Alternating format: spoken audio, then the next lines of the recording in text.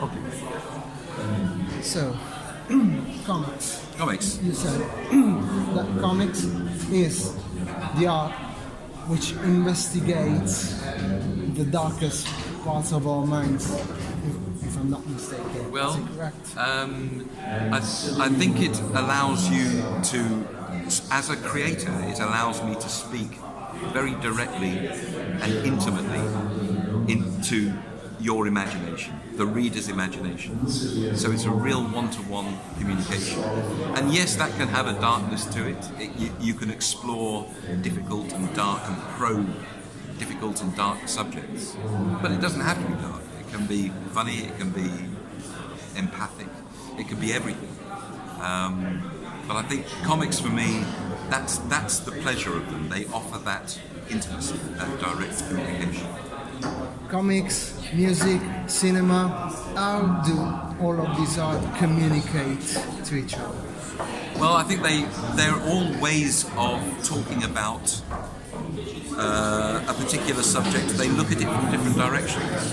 So if you want to explore something like grief, for example, getting over the death of a loved one, you can look at that from the perspective of story. You can look at that from the perspective of the raw emotions and how to conjure those emotions in images or in sound or in music.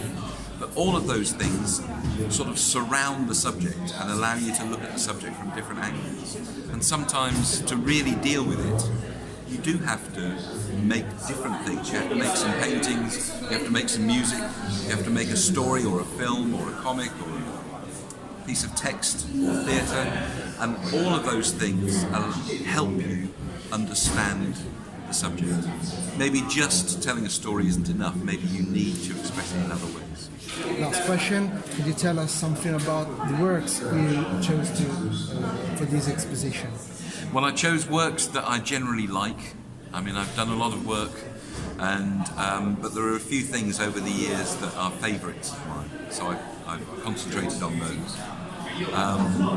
I've tried to choose work, since this is a festival of the imagination, I've tried to choose work that expresses the value of the imagination to me, which is very much in the way that we interpret the real world, not in fairy stories and fantasy stories and ghosts and monsters, but stories about the real world, but stories that allow us to see the real world, often mundane things or maybe things that we're very familiar with, in a new way.